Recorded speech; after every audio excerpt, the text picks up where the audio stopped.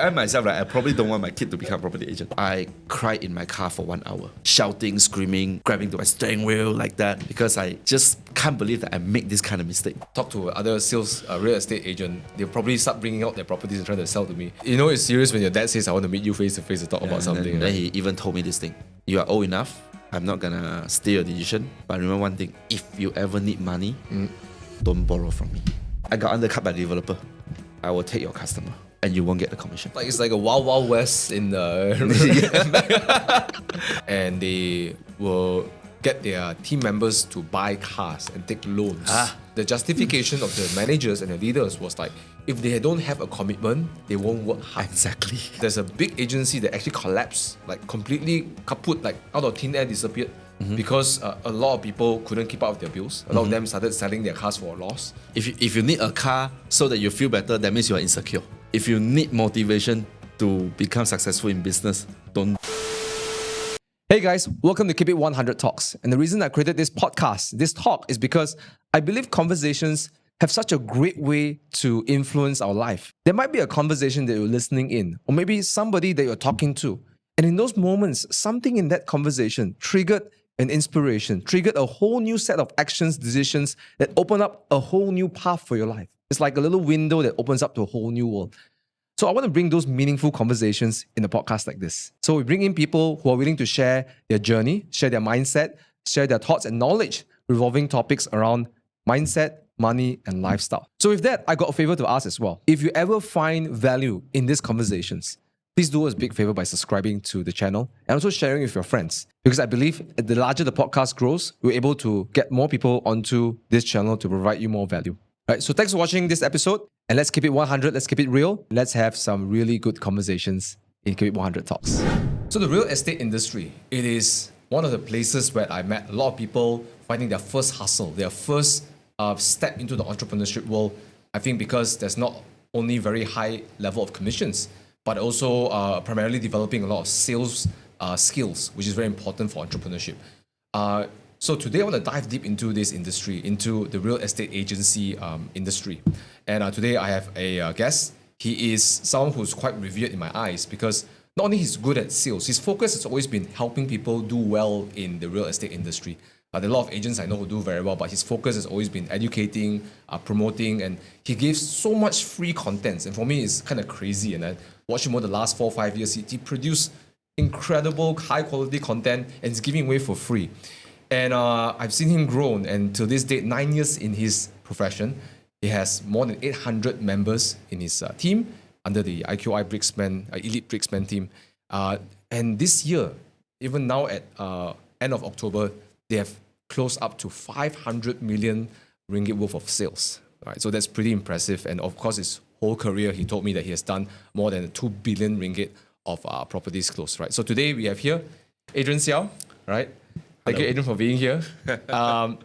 Thanks for being on the podcast. Right. Well, thanks for inviting. We've been talking about this. Looking forward to share more information to all your followers. Thanks, man. And thanks for being here because I think it's while the industry is very good, I think it'll be good to also have a more wholesome perspective, maybe your personal perspective for the industry. You know, because some of the statistics that we just talked earlier, right? No, is it more than 70% people don't make money, right? In the industry. Yes, of course. 80-20 rule is kind of real in everywhere. Right, like maybe 70-30, but the number won't be too far off, right? Somewhere around there. Yeah, I think it's true. That's true for network marketing. You know, I think even in the normal employment world, etc., right? Yeah. So let's just dive right in, guys. Okay, so let's get to the first question. I know Adrian for a while, so I want to sort of have Adrian tell his story, right? Okay. So can you take us to the moment where, you know, because before this, now you're known to be the proper real estate marketing, guy, right? But before that, what was Adrian? Can you take us back to the day when what he was before, and then the moment he decided to become the real estate agent and the real estate leader we see today? Yeah. Sure. Yeah. First of all, thank you, Thomas, for inviting. Yeah. Right. I knew Thomas in an event about 5 years ago. It was a really coincidence that we went to the same event, in the same area. Yeah. And we just talk to each other. You know, it could be fun sometimes. Like just small conversation can lead to friendship like this today. Yeah, you know what? That was I actually we all paid premium to be on a high ticket sort of like a VIP area, And I thought that was one of the best investments I did because I met a lot of people like Yes, yourself yes. and other people as Yeah, well. I connected to a few people as well. Yeah, it's been great. Yeah. Yeah, speaking of that question, like, let's talk about this. I was an engineer. Like, I mean, when I was young, I'm sure a lot of people who are watching this video right now, like, your parents will never ask you, when you grow up, you have to be a property agent. Yeah. No one's gonna say that. Unless the parents are property agents themselves. Maybe even if they are, like I myself, like, I probably don't want my kid to become property agent. Oh, really? Yeah, like exactly like me, probably some other things. Like, but then, I mean, a lot of people have the kind of like impression like when you grow up, you have to become doctor, lawyer, engineer, accountant, you know, all this kind of like actuarial scientist or something like this. Yeah. Instead of becoming a salesperson, because in a lot of people's eye, real estate agent is just a salesperson, right? So I was kind of like steer into that route. Go to university, become an engineer for 2 years. Which engineering you did? I was an electrical engineer. Okay. Yeah, so I worked in one of the MNC company for 2 years, and that was the time where I realized the truth. Right, I love engineering. I have passion about that. I like technology, how it works, the math, the science, everything, and I love how we can create something to help people change their life. You know, engineering is kind of like that, right? And but the truth is, you don't really make much money from being an engineer. I'm just gonna say it, like, because at the end of the day, it's just an employment. Yeah, back in the day, probably you really make good money because not many people have university degree. Right now, everybody has a degree. A lot of engineers around. Yeah, supply there's a demand. lot of engineers around. So I checked with one of my managers, like a very hard question. I just asked her, like, how long would it take before I make my 5-figure income? And then she told me, probably not even after 10 years. Huh. Yeah, that's what she told me. Like, I was like, okay, so even if I work after 10 years, I can't even hit 5-figure income. So when can I make like 100K or something like that, like a month? So that was the time where I think maybe I should pivot and change. So there's a lot of different idea, like maybe changing a company or maybe change. Did you to a look for different country. companies, like different country, different company? I tried to look for in different country because I studied in Canada. So a friend of mine in Canada is doing quite well, but similar salary, but Canadian dollars, so but, times 3. but cost of living also higher in Canada. Yeah, it's higher too. Yeah. And then look into Singapore, like you get similar amount, but then the currency is stronger. So I kind of look into that, but I didn't. When I finally got a job offer in Canada at the time, where my friend kind of helped me, something happened. So I kind of was forced to stay in Malaysia. Oh, what happened? Yeah, because Well, I know, but I would like the audience to know. I'm just gonna say, you know, like a lot of time, like when we were young, you kind of make some decision rashly. Yeah. I made that kind of decision where my girlfriend at the time got pregnant. Oh man. So you have 2 choices: whether you continue to go overseas or you just stay and face the responsibility. Right? So how old were you at that time when I this was happened? 25. 25. Yeah. And this happened at the same time you got the job offer or Yes. after you got the offer? Kind of like similar timing. Similar I timing. was about to fly in 2 weeks. Bought my air ticket, arranged my Oh man. everything. Accommodation, all. Yes, my friend kind of helped me to do all these things. So it was 2 weeks before I flew. So I realized that. How was it at that point when you received the news and what was running through your mind? Like I can imagine it's a pretty unnerving, unsettling kind of news, right? You can see me all smiling now, right? But it wasn't like this at the time.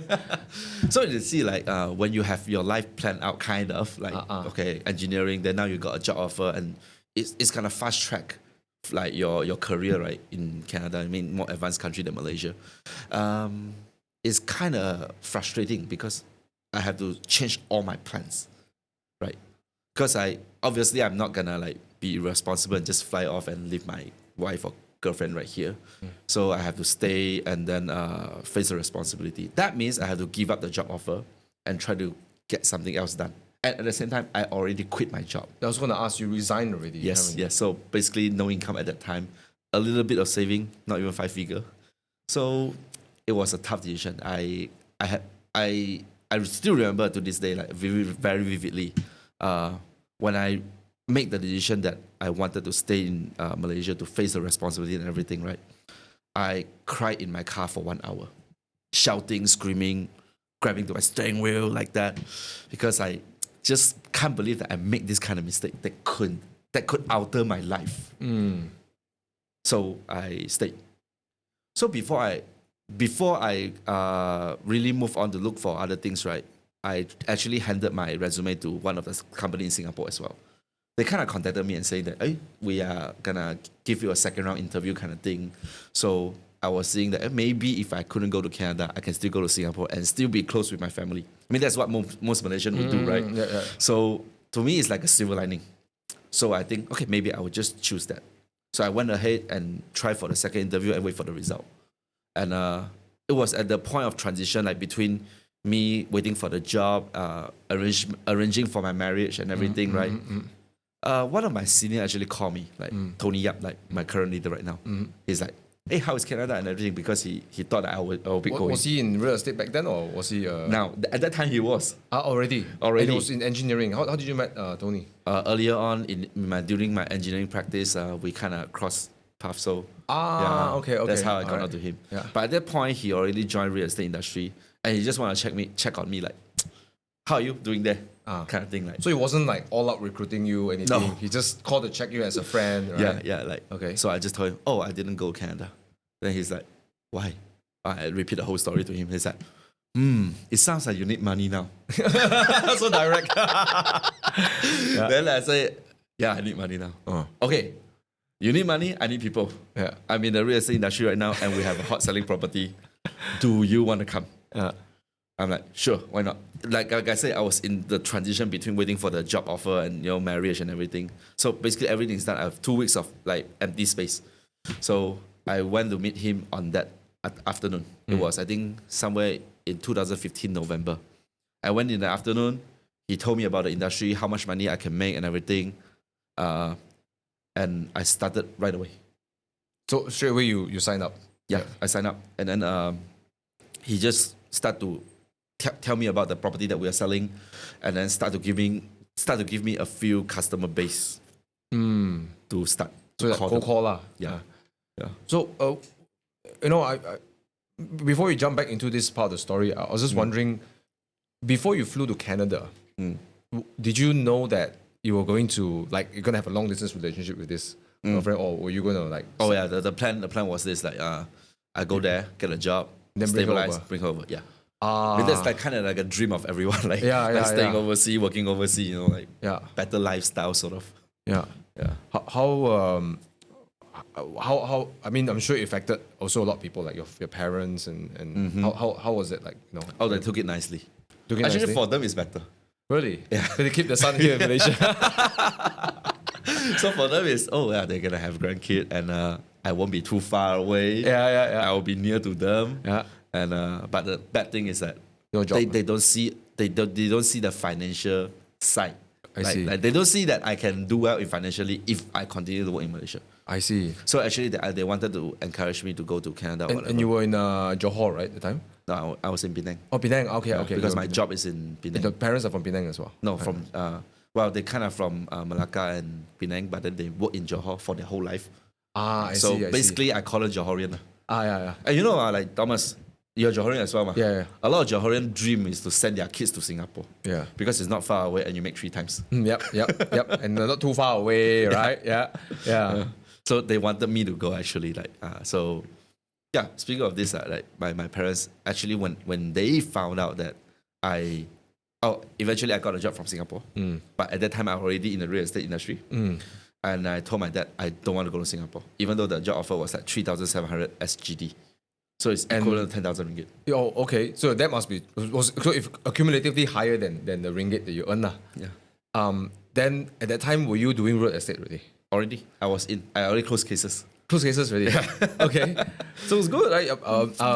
So I mean, how long did it take to close your first case? Okay, this is, I would say I'm lucky in a sense. Yeah. A lot of people take maybe months.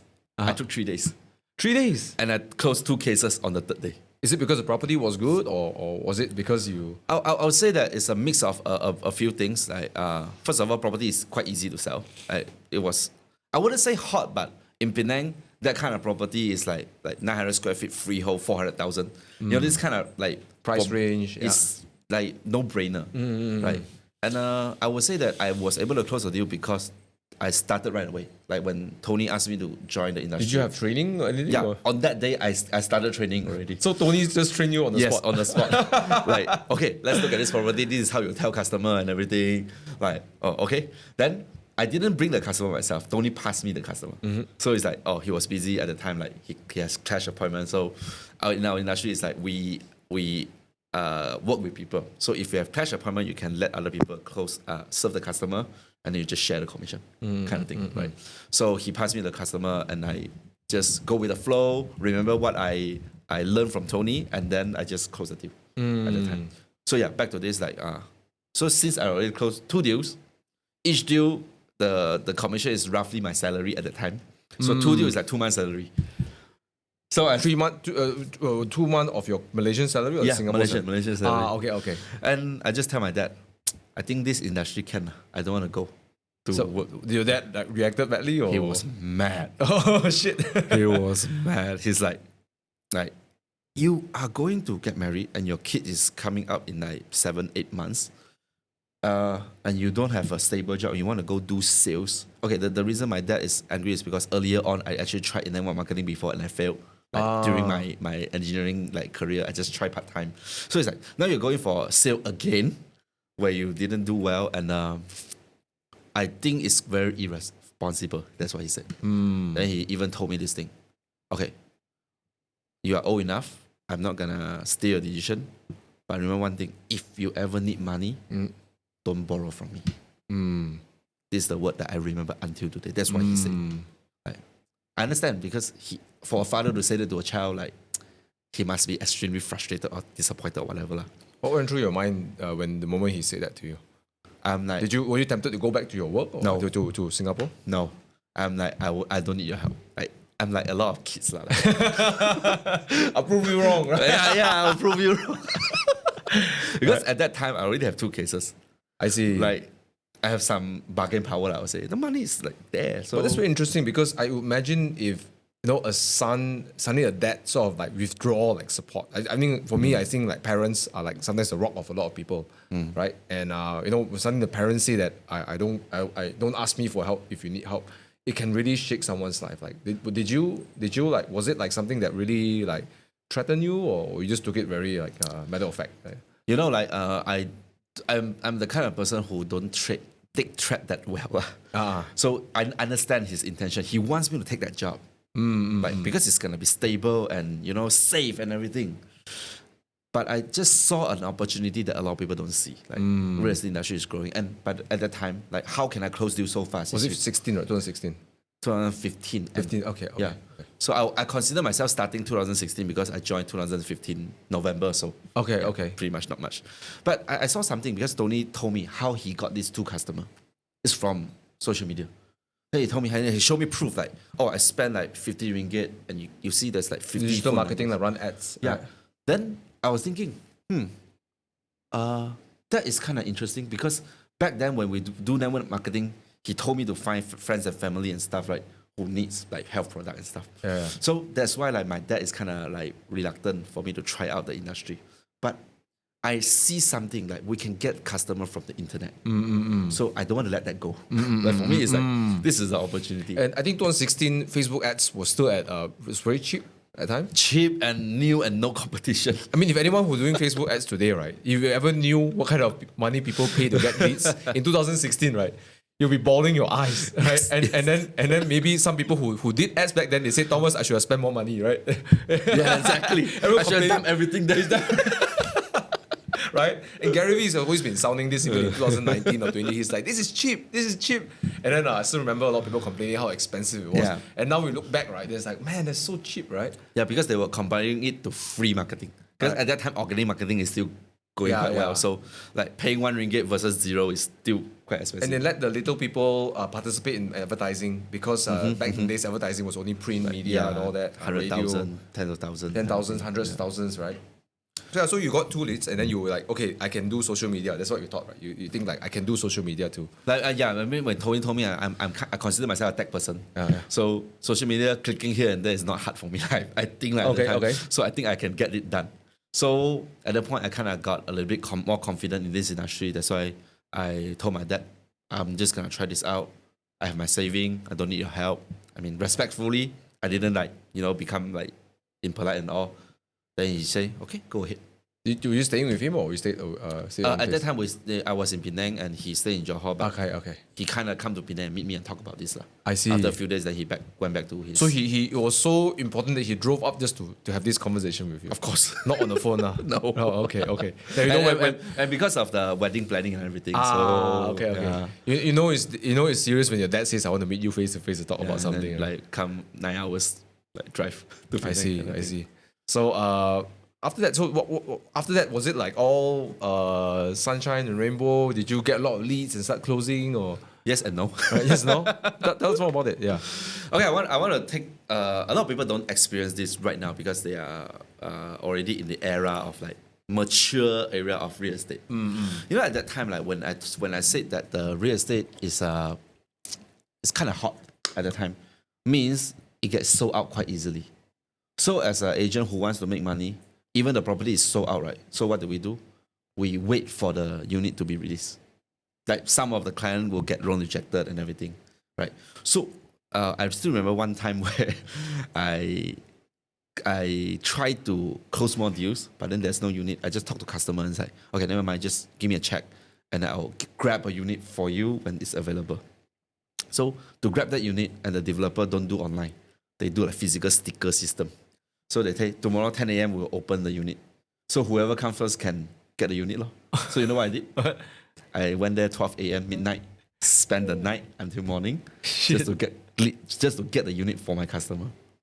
And I did that like 3-4 times. Were you the only agent doing that or? Okay, initially I thought I would be the only one.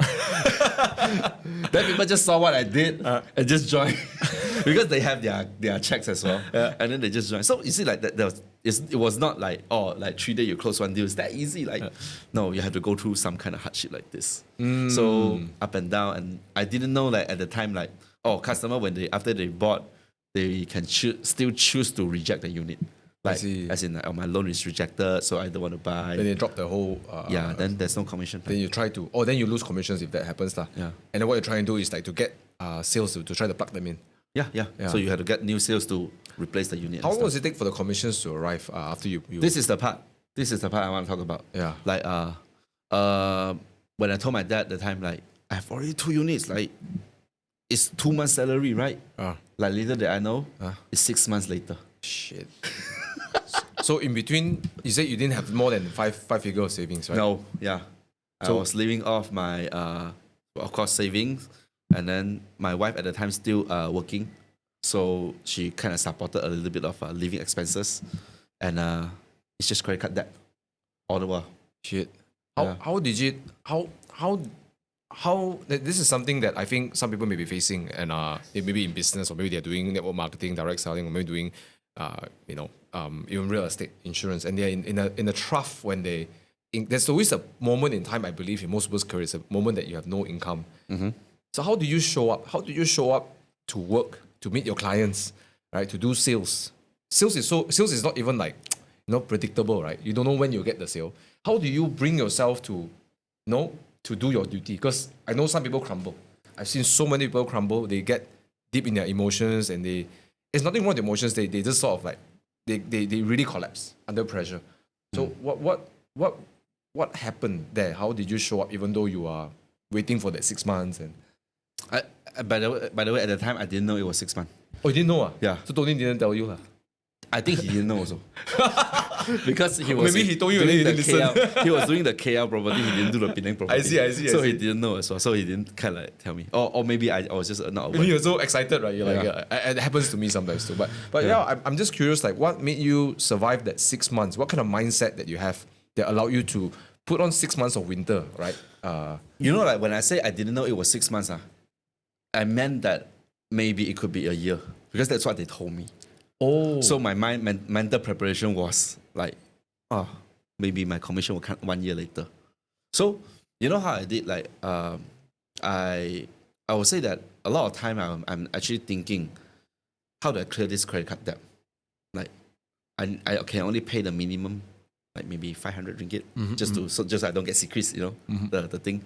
And luckily that my wife has some income at the time, so we still can, like, food is not a problem. Like roof on top is not a problem. We have it. So that it's just about like how can I go through it, right? And you ask me a question like under such tremendous pressure, how do I carry myself to do the sales? Yeah. I tell you, my eye only has one thing, my child. He's gonna be born in a few months' time. So if I don't work now, if I don't push myself, then I think he's the one who's gonna suffer. So that's like kind of like my motivation and everything. So a lot of people ask me like, how can I succeed? But actually, I did quite well in my first year. I did about 20 million sales in a year. It's very, I would say that it's very impressive for a rookie. Right?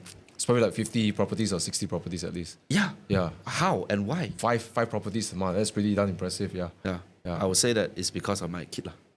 At the time, like every time I pick up a phone call, I think about, okay, my kid is coming. Like when I meet a client, my kid is coming. When the customer say no and I try to save the case, my kid is coming. So I would say that my family and my son becomes the biggest motivator for me to carry on this career at the time. That's very admirable. Because I think a lot of people, when they face challenges, it's a choice to choose at looking at the problem, or to look at the solution, or looking forward, right? Because if you keep looking at the problem, it's not going to get better. No, right? yeah. It's not going to get better, right? Yeah. But it's so admirable because sales is one of those jobs where if you do the work, you don't know whether you get the money. You know, if I do the call, I don't know I get the sale. There's zero certainty, right? Yeah. And then when you look at the debt, and then you're like, whether it's worth it or not. Because if I call, right, and it's so easy to just toss in the towel. Because I've been also certain point of my career where I have my income is just like not enough lah. But I didn't have a child lah. I don't have kids lah. So, but it's very admirable. Thanks for sharing. So, what's your what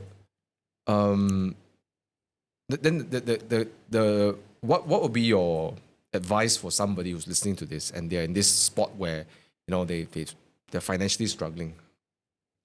Okay, when I joined this industry, I would say I'm glad that at the time I don't have a lot of commitment.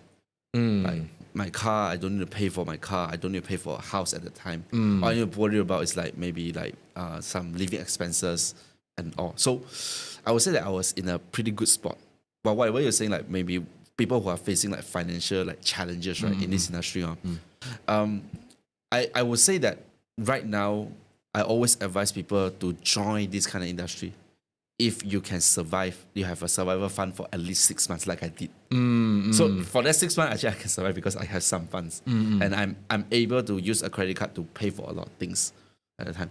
So for those people who are really, really struggling financially, I really, really suggest that they get a job first to clear some of their debt.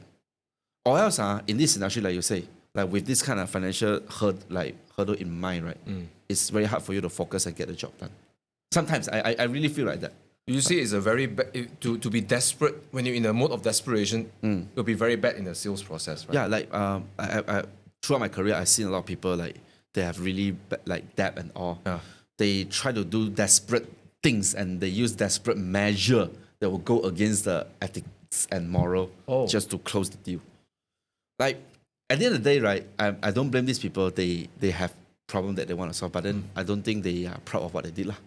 Like so, that's why I say that when you are in a desperation, right, and you are in sales, sometimes I don't think it's the best way to do it, lah. Yeah. I agree with you because a few months ago I had one of these network marketing veterans, Captain Mohan, and he said trying to recruit when you are in desperation is the worst time to recruit, right? And I think in sales is pretty much the same, right? Yeah. When you're in anything born out of desperation is not usually a good thing, lah. And customers smell it.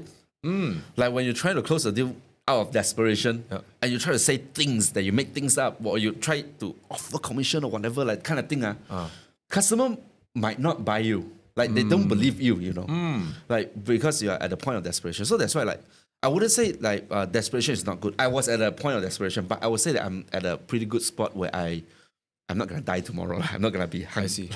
Like I don't have a debt chasing me like every day. But you didn't bring the desperation in the phone call, right? No, I didn't, because I changed. I shifted my motivation for my kid. So I'm doing this for my son, for my future child. So like I think the the expectation and the mindset is kind of different. You talk about like unethical things out of desperation. Do you mind to share like what are the things that people do, to get sales out of desperation? I would say, okay, there's in our industry, I mean, in sales, it's almost the same. We do sales and we get commission, right? Some people, they want to fight for the sales. They will even throw like most of the commission to the buyer just to get the sale. But at one point, like I was in my first year, I think, some buyer want to buy 2 properties. So he actually talked to a few agents. Because at that time, a lot of people already run the ads. So it's quite easy to find agents. So he found one agent and then the agent is willing to give commission. Half of this commission. Half. So it's because it's buying selling, 2 so it's like selling 1 unit. Yes. Yeah. So but you double the work. Yeah, but you know what? But the buyer wasn't the buyer didn't find the person first. I see. He found our people. I see. Like we did all the job and everything explaining. Then he found someone else willing to give commission. So the buyer come back to us and say, someone is gonna give me half their commission. Can you give me also? Yeah. Then what happened? At that time, okay, we wanted the sales. Like I'm also involved in the sales, so I have some commission as well. So I actually seek advice from my leader, and then they say that if you really offer more, the buyer is gonna take your offer to go ask more from that agent, and the agent is gonna give more, and then he's gonna come back to you. It's like that, right? The buyer is never gonna be satisfied. No net positive game lah. Yeah. So at the end of the day, probably both of you won't get the sale, or both of you never make any commission. So you might as well just tell the buyer, if you really don't want my service and you rather get a discount from someone else, you go ahead with the agent. Wow. We really tell the buyer that. But when you need the sale, how can you bring okay, we were actually wanted to like offer to get the case, because at the end of the day, my leader told me, if you offer, then the thing is kind of like ding dong. In the end, you still get nothing. So might as well you try to give customer ultimatum. Because do you believe that you give a good service to your buyer? I say, yeah. Then use your service to win the client, not the money to win the client. Right. So at the end, we did that. Luckily, the buyer chose us in the end. Because for him, it's like, okay lah, a person who can buy 2 property, few thousand ringgit is... Yes, not much. And then they put on loan anyway and so on and so forth, right? Yeah. So we try our best. So luckily, like that actually sets a standard for our team. Right. We don't compromise for that. A lot of people, but like you say, like a lot of people can do ethical things because their company or their team culture is that do whatever to get the client. Because you know why? Because why their leader teach the agent to do that? Because the leader get overriding. So I don't care how much you throw your customer commission, I still get my own overriding what? That's why a lot of leaders, they teach this kind of thing to their agent, you know. Like, and I would think those kind of teams are not sustainable. Because at the end, the team members don't make money. Yeah. How could they stay? How do they feel? Yeah. That's the thing. They won't feel proud about what they do, right? That's the thing. And forget about proud. Like they don't, no money. Yeah. Right? No money, no talk. Right? Money, the bank is empty. Correct. If your agents are making 5 figures or 15, 16, then of course they feel happy, right? But if they have to discount half of it away, then of course they feel like not. Yes. I see. Okay. So that's kind of one thing. Another thing will be this. Like I'll say one more thing. Like stealing customer. Instead of just offering commission, you know, like back then it's still very physical world. We don't do Zoom to sell property. Right now we do Zoom to sell property. So we actually date our like we had to make appointment for our customer. So I'll meet you in the showroom about 2 p.m. Our showroom is at 5th floor. So when you come to the lift, you have to take lift to the 5th floor. Okay, that's where the part where stealing customer comes in. Shit. Some agent will stand at the lift, wait for people to come and press. And then they say, hey, you're going up. Oh, can I see your agent? Then they show the customer like our phone. Oh, this guy, we are colleagues. Come, I bring you up. Shit. And then they start talking to the customer, and then they start presenting while we are sitting there waiting for the customer. How come? He said, arrived already, still not here one. Then in the end, call the client pick up, but he's in the showroom with the other agent already. Fuck. This happens a lot. It sounds like it's like a wild, wild west in the... Okay, I'm very curious, 2 parts. First of all, how did you feel when you're there? How did you deal with it? And also, what do you think the property developer needs to do something to control this? You know, like at that time, like I said, with the property is good selling, right? actually is a buy. I would say I would say it's a developer market. So buyer are looking to buy, not developer looking to like sell at that time. So for developer point of view is I don't care, never mind, as long as got sales. Because they don't even appreciate the relationship between developer and agent at that time. They just feel like you're a salesperson, you do whatever you can. So they don't step in. Speaking of developer, I really want to say one thing. I got undercut by developer. Oh. Like undercutting doesn't just happen between agent. So what do you mean by undercutting by developer? So see, like I brought in a customer at that point. It was a customer who bring a sister as well. They want to buy 3 properties. Wow, I was like, jackpot. For me, it's like, like this deal, I'm confirmed like I can make a lot of money because the customer like me and everything. Talk. In the end, when we are choosing unit, right, one of the developer staff just came in. Oh, you guys want better unit? We have it here. Only developer can sell. I did all the job. I bring the customer in, and then he said this to the customer right in front of me. It's not even like behind. It's like blandly in the face that I will take your customer, and you won't get the commission. Wow, in your face, don't give face at all. Just take and whack like that. Yeah, because he's the GM. So what to do? So and I was very frustrated. Like. I call my boss, everything. They say, come down first, sir. Let us come to you. Because at the time I was in the showroom alone. No one back me up. So after that, they come, then they talk to the manager and all. In the end, the manager claimed that the buyer go and, because realized that I'm agent, I might not have the best units. So they talk to the developer staff. Because like developer are the person who holds control of everything. So they say, they wanted better units, so they come to me, so I give them. Oh, shit.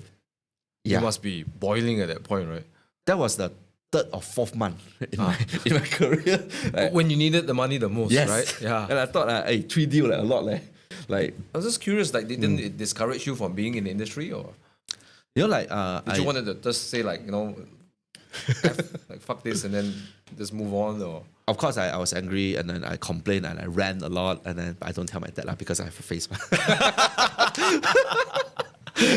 So it's just within the group. And then they told me, okay, I understand what happened to you, but I want to tell you, this is quite common.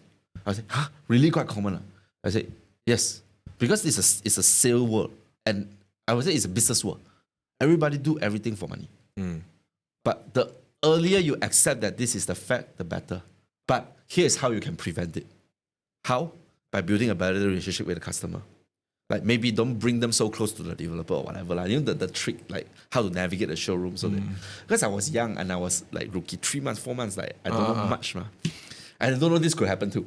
So at that time, like I learned that, okay, maybe there's a lot of part that I could have done better. So to prevent this kind of thing from happening. It's bound to happen. Like you just gotta like be mind prepared that this can happen. So instead of like being like sulking about it, like this is not for me whatever. I look further. If I can sell 1 case and make 1 month commission, I sell 4, I make equivalent to make 4 months commission. This is a good industry.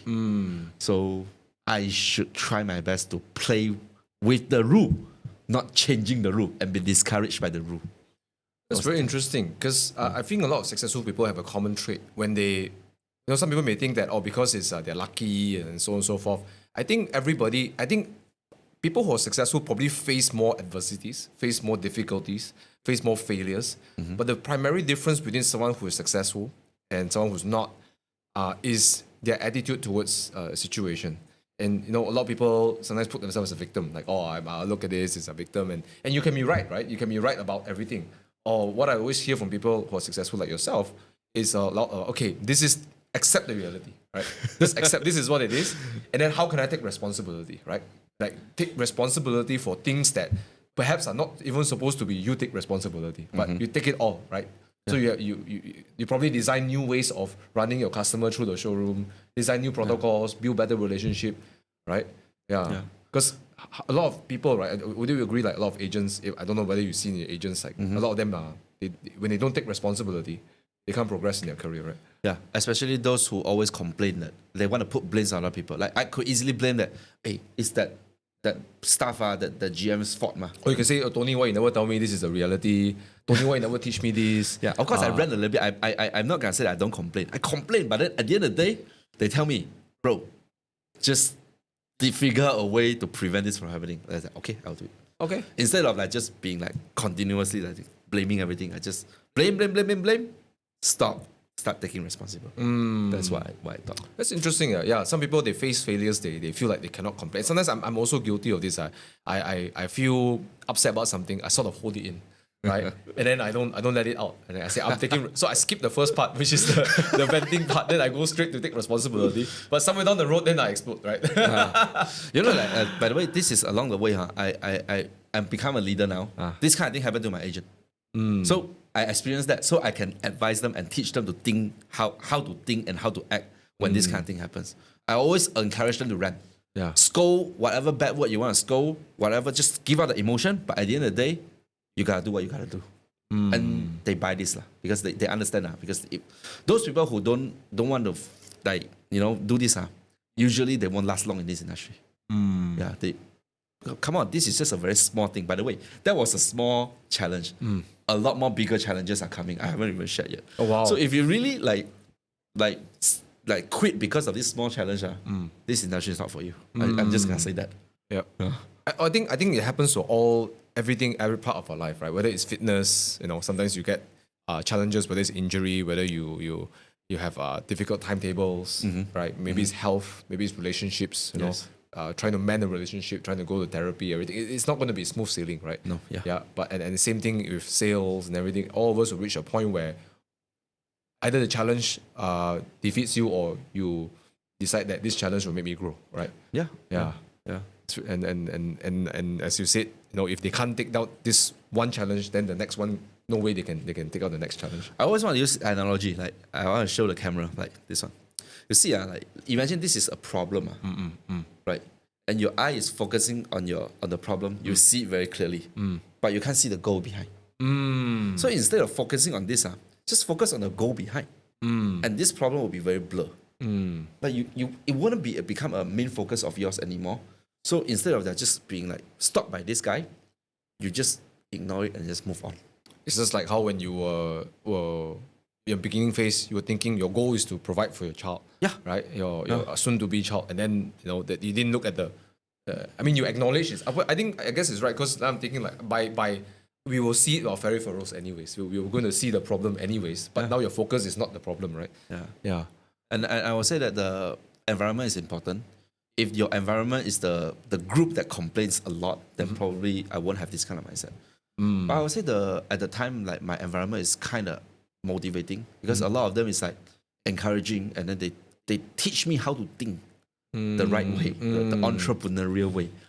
So which is why I think I have the mindset at the time to keep going on.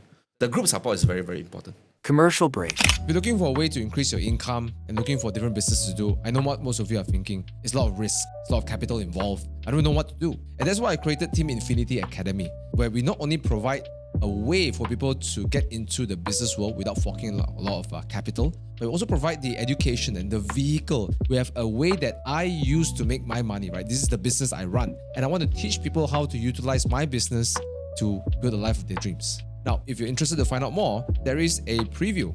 We're looking for the right business partners. And inside that business discovery session, you'll find out how this business can support you to build the life that you want to live. If you're interested to find out more, link in the description below.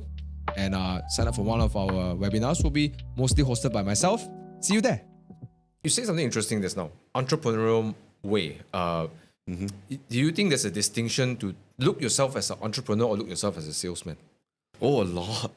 A lot. Okay, like if today you are entrepreneur, you try to make things, you try to cooperate with people instead of doing everything by yourself. You see, the interesting thing about real estate industry is that you don't need to do it alone. Usually we split our commission. A few ways how. Like some people will take care of the marketing, meaning like getting new customers. Yeah. Some people will invite the customer, like call the customer. Some people will close that deal. A lot of people might think that when you come to this industry, you have to be a superhero and know about everything. Truth is you don't, right? if as an entrepreneur, you think about how can you let a group of people work together to get things done. A salesperson, like a normal salesperson will be like, I do everything myself. Right? I just go meet client, I just close everything, I build relationship, maintain relationship, get referral and everything. So I would say that salesperson can make money because they take full commission. But they can't scale up that fast. But if you think like an entrepreneur, you get a few people to work together. Like this group of people will get lead for me, this group of people will call customer, I will be the one who close case.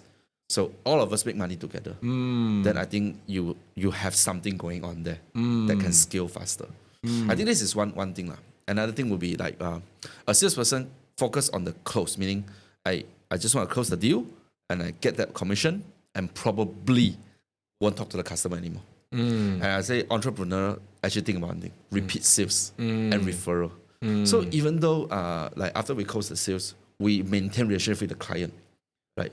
Probably we are hoping maybe one day he will buy again another property, or maybe when the people around them want to buy property, they think about us. Top of mind, right? They think about you, yeah. So it's like more on like we focus on the customer interest and not exactly on the just the money. Of course, money is important. I agree. Like I'm not saying money is not important, but when you do the sale, like what's your intention? Like, are you selling a bad property to your customer just so you can make money, or are you selling a good property, suitable property to your customer so that you can make money and they're happy and they probably will refer more people? I think this is one of the biggest mindset. And that's how an entrepreneur would think versus a salesperson, right? Yeah, like creating value, because I think you if you have happy customer, you attract more happy customer, and you want your job to be easier, not harder. Yeah, that's true. Yeah. So you gotta think that way. What are your tips that you have in making sure that the customer is happy and they keep a relationship? You know, one of the things I overheard before, like you buy Starbucks and send people to rate MCO, right? Because you don't see a person to person, right? Yeah. You do a Zoom call. And then in the Zoom call, you send a Starbucks to them. So as if you're having a Starbucks. Yeah. I heard that you guys are doing that. Yeah, we call it a Starbucks strategy. Okay, the intention is like, I learned it from Gary Vee. Okay, like Gary Vee is the entrepreneur in US and do a lot of things. There's one strategy he called the thank you economy. Like meaning after your customer actually buy something from you or take your service, how can you say thank you to them without being offending? If you just give them cash, it's not good, doesn't look nice. But then you can do something for them, something that is suitable for them at the time that it will be nice. So before Starbucks, like before the MCO, I always encourage my agent to do three things. First, during birthday, must greet them. Like send them a message or maybe call them. If can, send them a birthday card. Physical card. Yeah, physical card. You know, like physical is so like rare right now. Yeah. It's so interesting, right? Actually, I was thinking about it. Like when you open the mailbox, you always see bills, right? Yeah, you see like credit card or insurance. or maybe your stream mix and whatever. Your internet bill, your water bill, gas bill, and some spam mail. Yeah, spam mail, right? Some cleaning service, whatever, right? Yeah. And then you open up and see a handwritten. No. And then you're like, happy birthday. Yeah. One thing. Second thing, it's the first one you always want to open, right? Yes. Yeah. The second thing will be Chinese New Year card or Christmas card. Or any festive season. Yeah. Like if can, possible. If not, like okay, these two is a bit more like time consuming because it's like one time event. Do a one-off one. Go to travel or go anywhere, buy 10, 20 postcard, 30 postcard, and just mail it. Postcard is also a very interesting thing. Like right now, not many people send postcard anymore. Like I could just take a picture, send it to you. But a postcard speaks different. Yeah. So physical things like make them feel a bit different. And when MCO comes, then comes the Starbucks strategy. Like think about this. Right now, it will cost us about maybe 10, 20 ringgit to get one customer. Right now, that's the cost right now. To get one person walk in the No, to get a customer phone number. Okay. So, and it doesn't mean sale, it doesn't mean appointment. So what is, I send a cup of coffee, like maybe 15 ringgit. It's equivalent to a lead cost. But I make my customer happy. And probably he would refer people to come to me. That's what we thought at the time. So that's why we send them Starbucks. But right now you can't do that because it's like is open again, then you want to send them the Starbucks, they probably won't even be at home. Yeah, that's true. That's true. Last time you sent 99% or 100, they're home. Yeah, it was MCO time. So we thought about this strategy and we just kind of use it.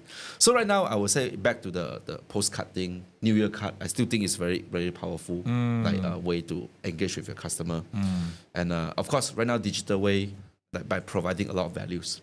Like after they buy, right, constantly update them about their property progress. You know, when we are selling like under construction property, so a lot of people will be like, "Hey, when is my property gonna be ready? How is my property now?" So if you are someone who is constantly, maybe not only every day lah, like maybe 3 months one time, just send to them, "Hey, this is your progress right now. Which floor, estimated when you can get key." Tell them our procedure to get key, right? Or even better, update them about like do social media content that I do with like videos talking about like update about property knowledges. Send to them. They'll watch it one. They probably will forward it to their friend. So this is how, even though they already buy from you, you get the commission, but you still do all this like I would say a value added service, right? They remember you. The point is you want them to remember. So next time when their friend talk about property, they will say your name. That'll be top of mind. Yeah. Yeah. Okay. And there's a lot of work that goes in it, right? Oh yeah. There's a lot of What stops people from actually doing it? Is it because of a sales mindset? Like, oh, I do this, I may not get anything. all people is in the ROI like thinking. Especially salesperson. Like if I do this, I get commission. If I do that, I get something. But let's say if I share some value and everything, will I get anything? Probably not. Right?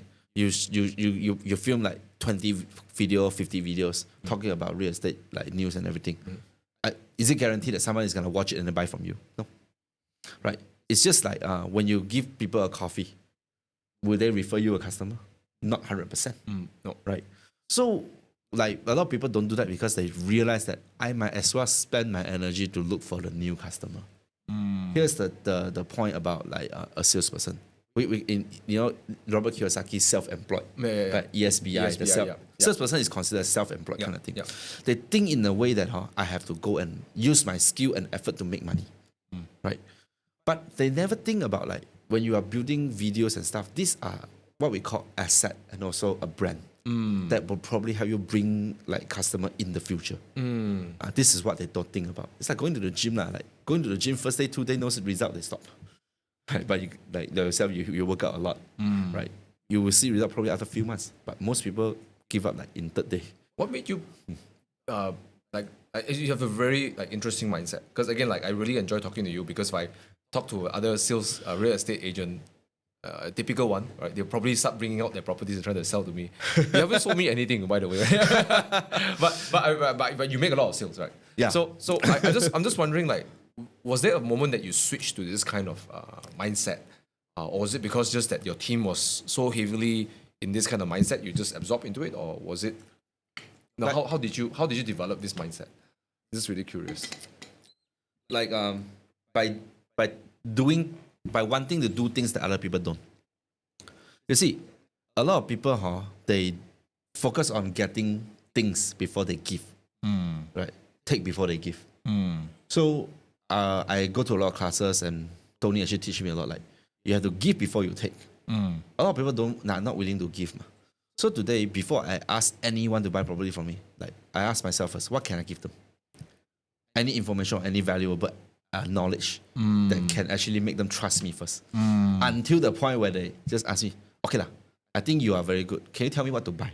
Then we will go on and just tell them because they're ready. They're open already. And it's wonderful because then there's no about friction. Like you're an ally. Yeah. You're not someone to take money from me. Yeah. Now I'm helping you. And then I want your help, right? Yeah. Versus, and it's very interesting because in network marketing, the same thing. Like when I stopped trying to sell and trying to recruit people, and all I did was just, okay, why don't I teach you how to do this business first, right?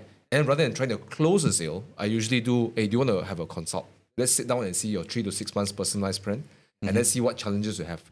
If we can just don't with no expectation of doing a sale, just sort of adding more value either in a group session or in a one-to-one session, and then they say, okay, I want your help, right? Yeah. So when they want your help, then becomes like we are in a partnership, right?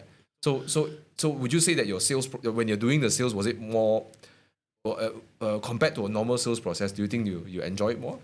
Yeah. Okay. I would say that initially, of course, I started off by selling. Like everyone who is watching right now, like Same. Yeah.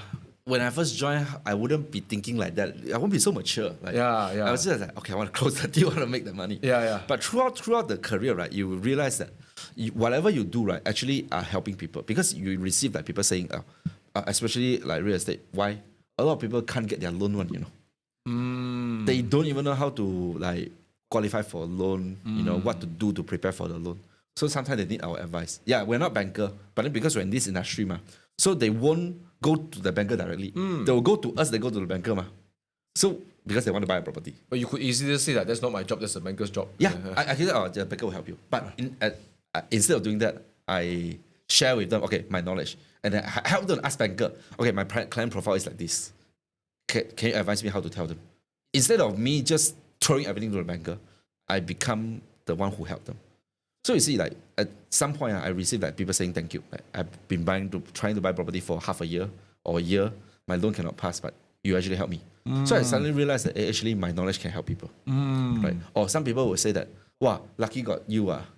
If not, I don't know about this property. I go buy other place already. Like the kind of thing, you know, like a lot of people, they want to buy property, but then I would say there's an information asymmetry. Like they don't know what is launching. They don't even have the first-hand information until like it's sold out. Right? So they give me this kind of like feedback. So I think, actually my job is helping people. So, and then throughout the years, then my Tony, everything has been telling me you have to share knowledge, teach people about like real estate and whatever. How do you qualify for loan? Plan your loan wisely. Don't join names so they waste quota, all this kind of thing. So you teach by ear. So at the end of the day, like I realized, okay, actually teaching people actually give me a lot of fulfillment as well. So which is why I just go ahead and do that. So you see, like one more thing, like you were saying that you want to help people like to see their path for like 3 months, 6 months before they make the decision to actually do this business. Property is similar. Like there's really a lot of property out there. But which one is suitable for you? Which one is the one that you should buy? A lot of people will say that, oh, just buy the one, the one that you like the most, or the one you can afford, or you know, the cheapest one. And what would you ask? I would just try to ask the buyer intention. Okay, now you want to buy property. Which property you buy? Right? What's the purpose you want to buy? Like, are you buying to like invest, receive money, or you just want something to hold your money so that you don't hash inflation, or maybe you just want to buy a property for your kid in the future. Like these kind of things. So then I will tell them, okay, then maybe they should buy this property, maybe they should buy this property. But it's a kind of discussion that you actually help your customer to plan out their strategy to purchase. And you do property. that regardless whether they are in this property showroom or another. No, actually, it's disrespectful to do it in certain developer showroom. Okay. So sometimes I will tell them, okay, today you meet me to discuss about this property. We'll talk about this property. But then we'll probably go for coffee afterwards. I'll tell you a few more things. Or even right now, like my team, instead of doing that, we just do it on Zoom.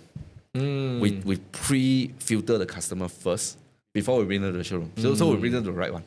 That's so interesting, because then because most settings, I don't know if the audience can relate to this, but when I go into a showroom, the person helping me has one intention, like close you, right? Whether it's a car, right?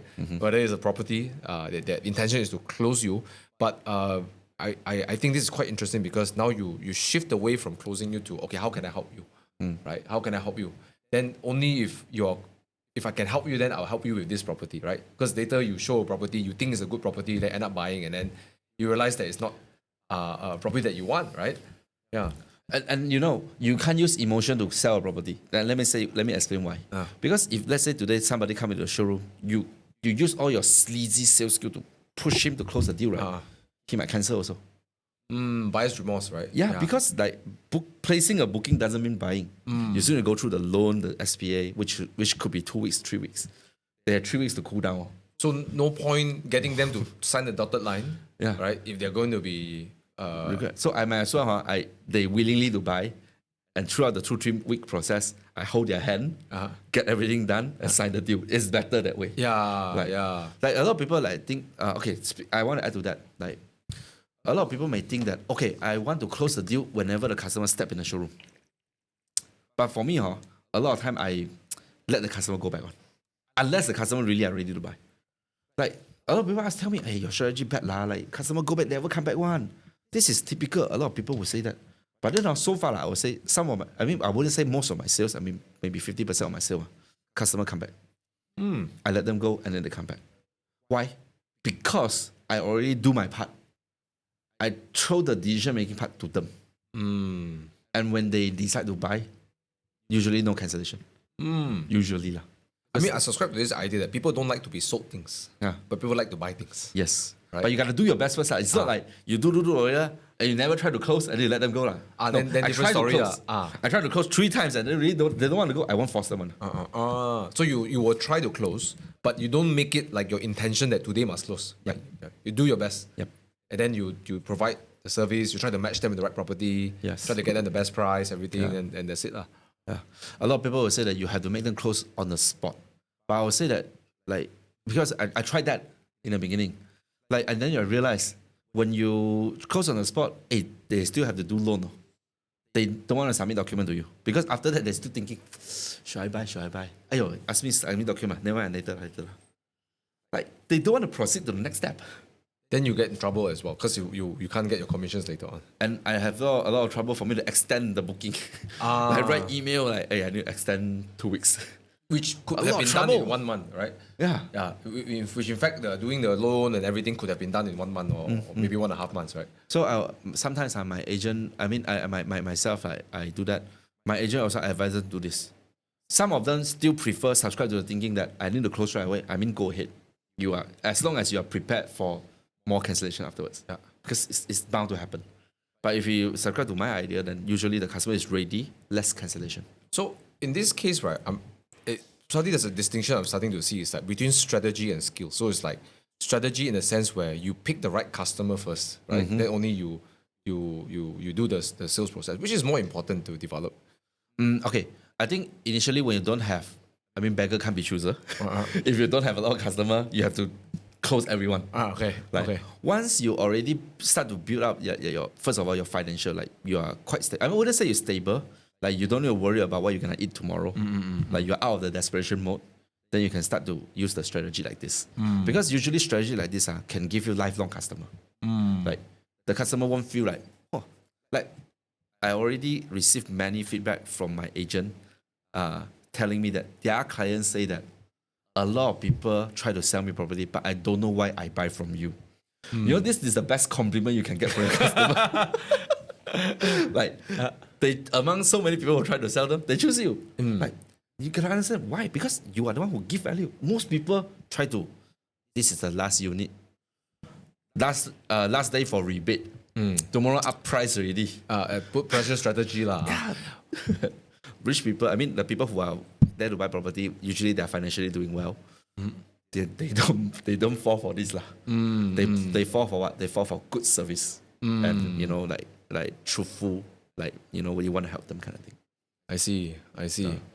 It's very interesting because it also kind of, for me, it gives a bit of hope because I know that I like what you guys do because in the typical sales culture is sometimes can be very toxic. Toxic is a very loosely used word nowadays, but I think the key word is disempowering.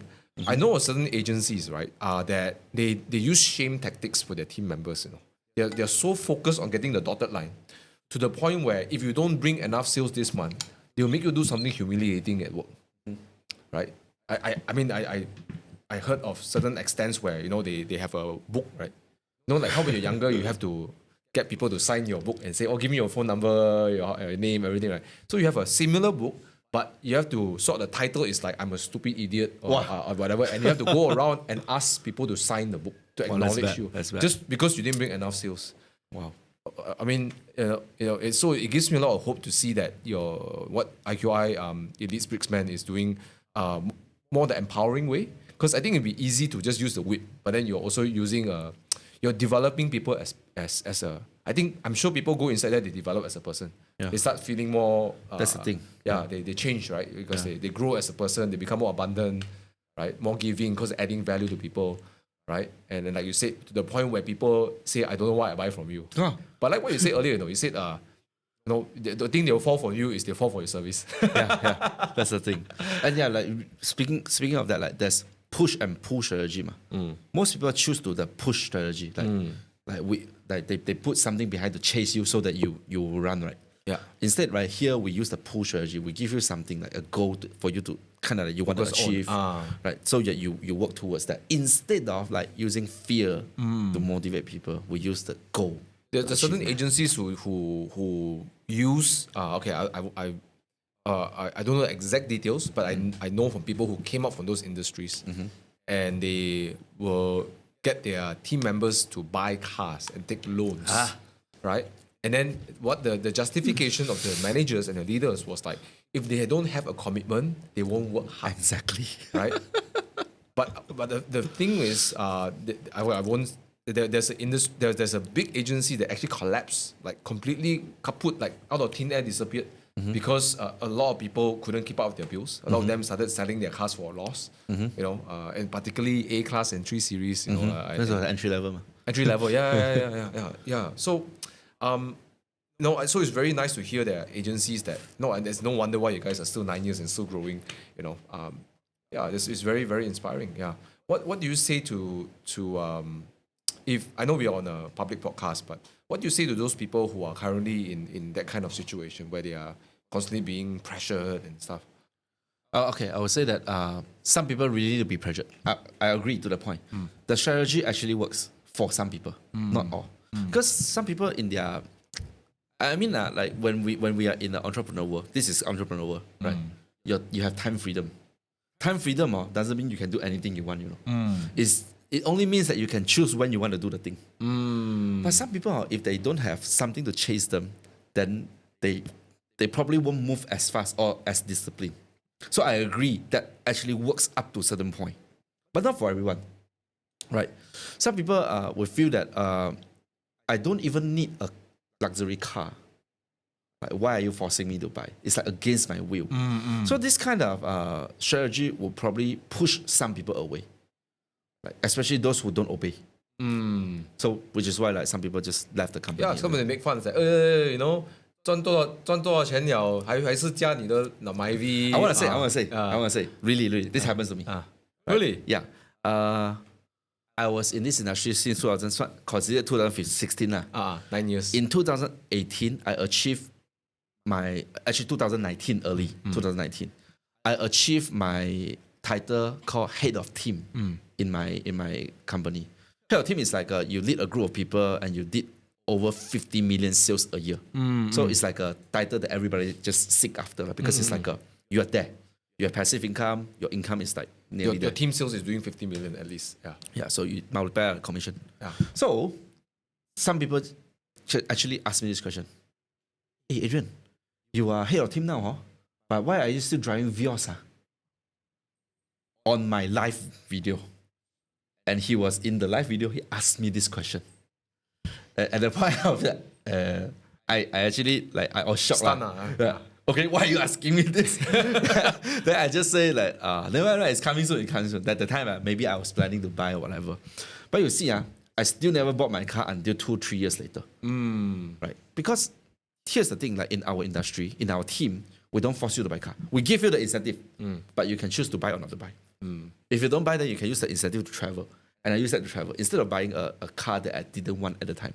It's not until like during MCO period then my wife and I are thinking like maybe we should get a better car. Then I consult you, That's when I get my first Porsche. That's after I know you. Then after I decide, but not because the company pushed me to buy. It's because I want to buy. Like I was at the point where I can say, okay, I can buy the car and I don't feel pressure and I can enjoy the car. Not to say like some people, okay, like there was a question that you sent me earlier. What's the ugliest truth about this industry, right? Yes. One of it is actually this, the buying car culture. Like people who join 3 months, buy car. 1 year, buy car. Like you can see a lot of people are like that.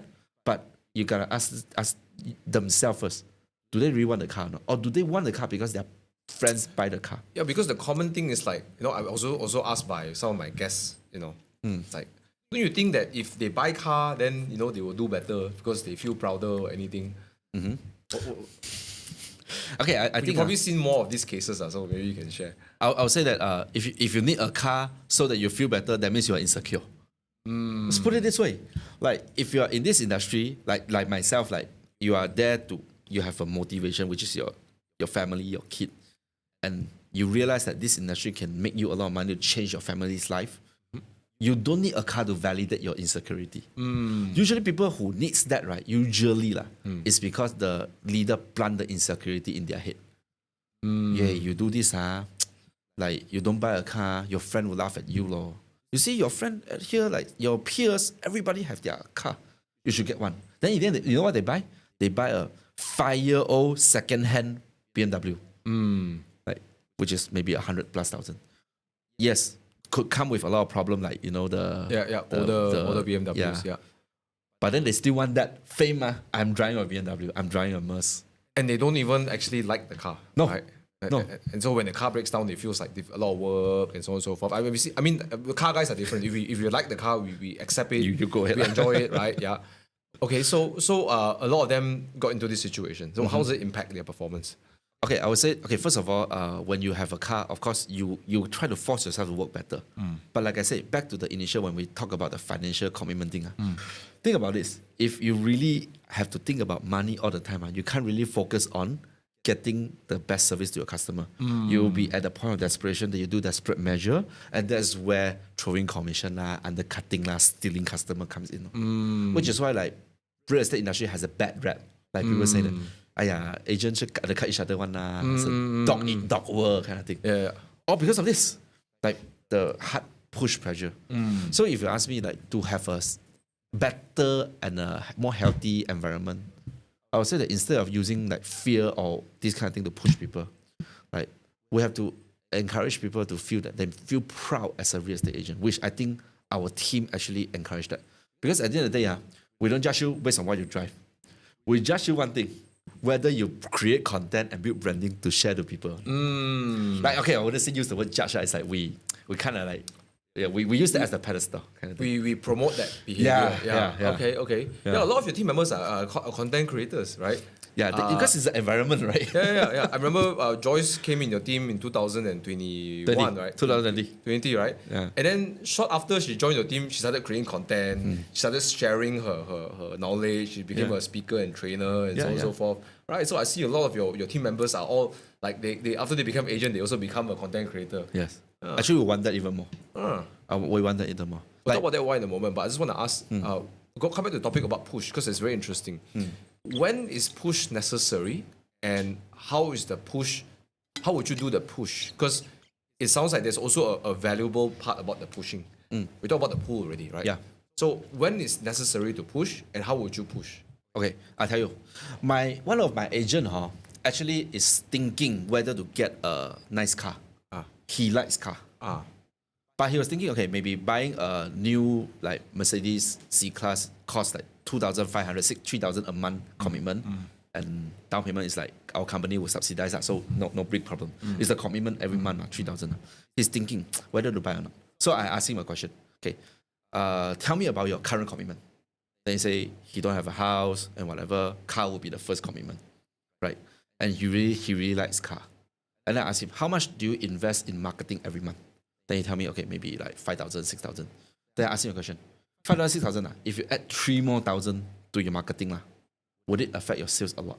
Then he say, yeah, probably I have a few more sales, but I don't have enough time to handle that many customers.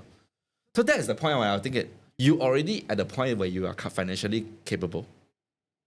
You cannot add more value by just throwing extra 3,000 ringgit for your marketing.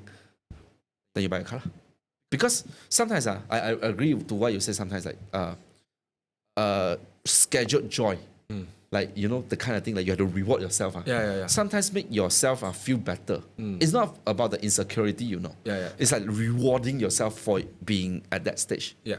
So at that point, I was having to buy, and also like when he tell me he got no commitment and he making so much money, I also feel a bit scared Why? I scared he go buy wrong things. Like, okay some people will just go and buy luxury bag like go clubbing whatever. Like those kind of things, no ROI on your So like instead of him doing that, might as well buy a car. So it's like changing his way of spending. Yeah, so that's where you push comes in. Of course, like when people are just making 5,000 and you tell them to commit to a 2,000 ringgit commitment, I think it's a bit hard. Yeah. I think it's a bit hard. But he's making like over 10. So buying 3,000 is nothing. But it's thinking about it. But have you ever been in a conversation where you have to like, the push is not just about buying car. Like the agent is like, okay, let me give you an example. Let's say I'm your agent. And I said I'll be full-time, but then I really only do 8 hours a week. And when I meet my customers, I don't follow your system. I do my way. When I come once every month for coaching versus every once a week, right? And then I'm like, oh, this industry not good. And then you have to do the push method, right?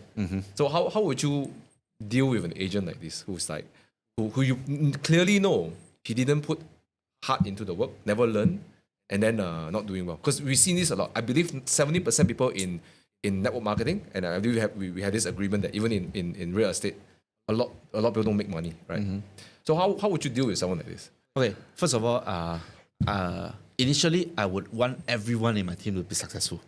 So when I face this kind of agent, I'll put a lot of energy on to like consult him one-on-one, like even do calling together with him side by side. But after a while, I realized that it's not ROI. Like I'm not like a very realistic person, but I want to say that some people, if you require, like one thing that Elon Musk actually said, if you need motivation to become successful in business, don't do a business. It's like doing business should be something that comes from within. Like you tell me you want to come into the industry and make money, and you expect me to push you to make money, I might as well push someone who is willing to do. So I wouldn't say that I give up on this person. I'll let the system do it. You see, a lot in my group people in my group chat right now that I have 800 plus agents, but not everyone is active. They are still in my system. My training is online. They can watch it. So I'll keep sending this kind of thing into my group. I just hope that maybe one video can remind him why he want to join this industry. Then he will come back. So instead of me using my own energy to push everyone, I focus on the 20%, 30% that can really work. The other 70%, I use system, company training, team training, my own training video, I send to them. Just keep them in the ecosystem. Yes, I won't kick them away. I won't give up on them like entirely. But would you ever give them an ultimatum? Like do this or else? For some people, yes. If I see potential in this kind of people, like some people that they really are good salesperson, but the only reason that they are not successful is because they didn't put enough effort. I really will take them, like meet with them and then just tell them like, okay, I tell you, I'm gonna work with you one last time. Okay, this is my expectation. Okay, can you commit or not? And if they say they can commit and they still don't do it, I did my best. Initially, like I said, I wanted everyone in my team to be successful. Tony actually told me this. This is a very wrong mindset. Because you can't change other people. They have to want to change themselves. So instead, ask yourself this question. Do you do your best to help them? If you already did your best to help them and they don't change, it's not your fault anymore. Let them be. Yeah. So that's the thinking that I carry right now. So it's, I'll give the ultimatum, like you say. But after that, I'll just do the rest. Like you are in my group, I'll just send you video. That's very powerful. I think definitely will spice this up for real. Because I think a lot of people who are aspiring in network marketing as well. I think even I won't say just network marketing, but even like traditional business, they end up clinging onto certain team members or employees or even business partners when they know that it's not going to work, right? And then I can feel you, because one of the things I have to overcome myself was, there's so many people who, like, I want all of them to make money. Like I always tell my team members, I can work to the bone. I can get tired. I can work 18 hours a day. But if everyone making money, I'm happy. I don't need any money come back to me. But if you tell me, Thomas, wow, I make my first 5K, I make my first 10K, 15K. That for me is like, wow, all my hard work are worth it. Right? So I wish everybody can make money. But also I've been reminded that, sometimes it takes two to tango, right? It's two choices. Just because I decide doesn't mean you decide, right? True that. Right? Yes. And then sometimes it's the most compassionate thing to recognize that and just let it go, right? I want to add to that. How much time do we have? Do you still have time? We still got time. Don't worry. Yeah, okay. Like, I want to add to that one thing. One of my leaders, Chen, right? Chen, if you're listening, he actually told me one thing. If you really are spending time to those people who are not committed to you, you're actually very selfish. Like me, actually, I'm very selfish. Think about it, why? Your group doesn't only have these kind of people. There's a bunch of people who is willing to work with you and then, become more successful. But you are spending your time to like grow the people who don't want to resonate to you. Is it like, are you being fair to these people or not? That's first thing. And second thing, instead of trying to put all your energy to grow these people, think about other way. Can you use your energy to find more people to join your group? You train them, and then use these people to become the inspiration to motivate these people. You say, don't waste your energy on these people. You are good. You have good intention, and you have the capability to grow people, right? Grow the people who are willing to grow, and use these people as example to grow them instead. Because in Chinese, there's one thing they say, like 人教人教不会，人教人教不会，事教人一教就会。Sometimes like 事 as in an incident. Okay. You cannot use your own way to teach people. They have to face certain things, incident in their life, then they will change. But Correct. when they're not there yet, you don't need to too much. You just need to be there when they need you. But today, if you don't spend your energy to grow your team, can you be there when they need you? Can you be there when they need some of your other team member to guide them? You might as well build the platform first. This is the mindset that really changed me a lot. So don't cling on that particular few people, but use your energy to help other people. So in return, these people maybe can help these people in the future. That's very inspiring. Yeah. And I think also it's a sort of enabling sometimes, because I know sometimes, and my experience, sometimes I try to help underperformers, but enable them to, to reinforce their behavior to do a bit of work and then come down again. Then I have to go and rescue again, right? So I realize I'm responsible for enabling their behavior, right? And what the most compassionate thing is to say, okay, maybe this is not the right time, right? And you say maybe sometimes certain incident will happen only when they will change, right? Yeah. That's the thing, yeah. Wait for it. Time, everyone has their own timing. Very, very powerful. I like the part where you say, sorry, my Mandarin, I'm quite banana, but I got what you're saying, right? Yeah. That's really, really powerful. Yeah. Anyways, there's a lot we talk about today, and I love this conversation. I hope you're enjoying the conversation as well. Yeah. Right. Pleasure to share. And I got all these things that I want to ask you, but maybe I want to, before we end, maybe there's one thing I want to ask before we start wrapping up. Is there anything that's missing that we're supposed to talk about in this conversation that you feel that needs to be addressed?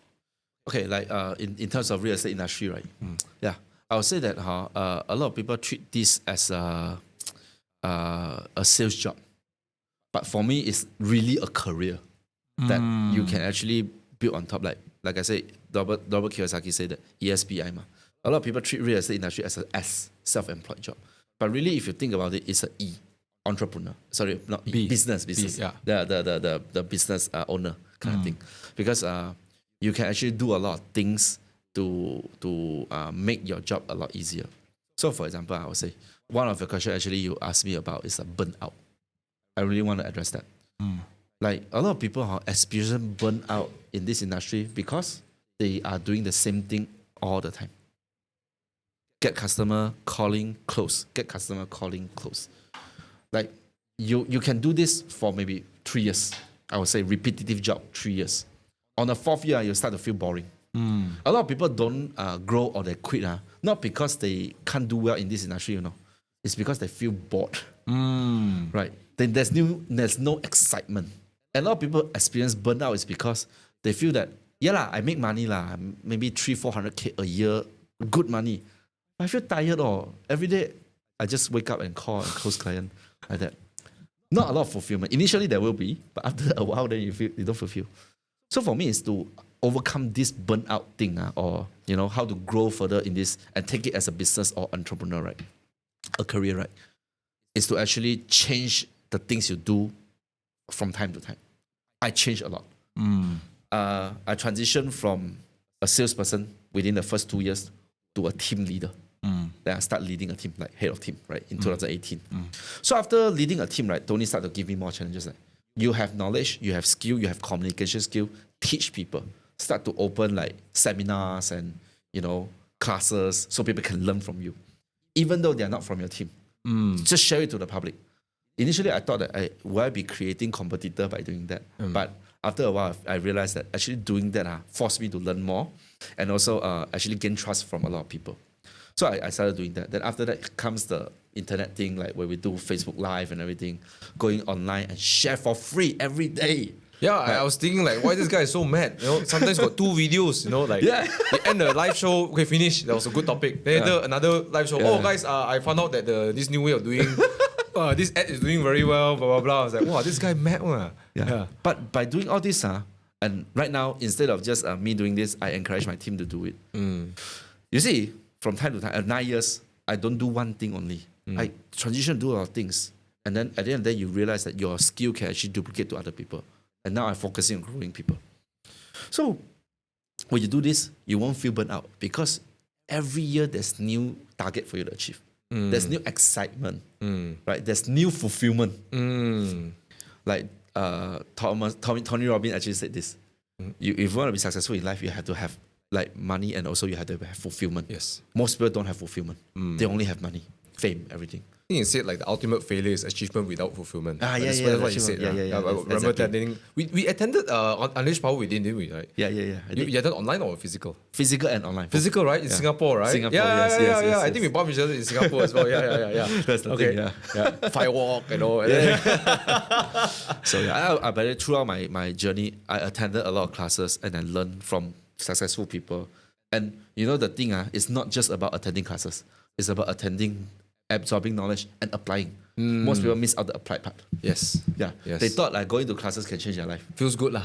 Yeah. The feel good. It's true. This is they call it a seminar junkie kind of thing, right? Yeah. There's a lot of people apply. So if you ask me like one thing I want to talk about is like if you don't want to burn out in this industry or you don't want to feel like okay, why people change like they pivot like after 9 years even though they are successful. They go to do business. A lot of people like that.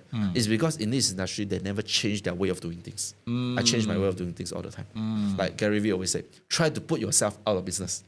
Think about like, how can you beat yourself? What is the new way to beat yourself? And you do that thing first. Because or else other people is going to do it and then beat you. So like this is the environment and the mindset that Tony and the group, like Aaron and also IQI actually give us. They want us to challenge ourselves to think, is there any more thing that we can do? So I would say this is something that people have to start thinking. Instead of just thinking that, come to real estate, sell property, earn money. Sell property, earn money. So what stops people from actually doing it? Because my theory is, I agree with Gary Vee because one time he did a video and someone called him out and said that his views are dropping and his likes are dropping. And then he said like,